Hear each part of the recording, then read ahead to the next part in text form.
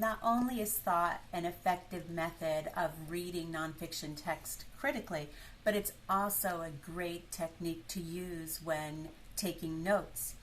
Many studies have shown that the more engaged a student is with thinking about what they're reading and reading with a critical eye, the more likely they're going to remember what they've read. And part of those studies have shown that active engagement does not mean a highlighter. That's very passive, it's coloring. Put down the highlighter, pick up a pen. And when you're actually forming letters and writing notes, that's when long-term retention and understanding can take place. So I always ask my students, put down the highlighters, pick up a pen or pencil, and try to make sense of what you're reading by putting down your words, your thoughts, your reactions, etc. Usually I would teach thought as a reading strategy, a reading method, and thought as an effective note-taking method at the same time in my classroom. I would use a whiteboard, a smartboard, or a document camera.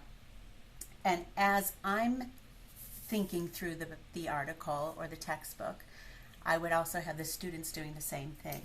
So as you can see here, I've applied the thought method, and I'm going to go over this very briefly, but you can see all the notes I've taken. I started out with the title, wrote my reactions, wrote some, kind of boxed some keywords, but I'm really looking for comments, thoughts, reactions, questions that I might have about the text. So after the T for text, I went to headings, and the first heading I came to was this one, 1912 stasis. Well, I might think, well, I don't know what stasis means, so I look it up, and it's a period of inactivity. So I write down in my own words that it means no change. Again, I'm thinking about what I'm reading. After I read the title, the heading, now I look at outside the text, and this text has a lot of pictures. So I go through and I just make some remarks, what I notice about the photo, how it makes me feel, questions I might have, reactions that I might have.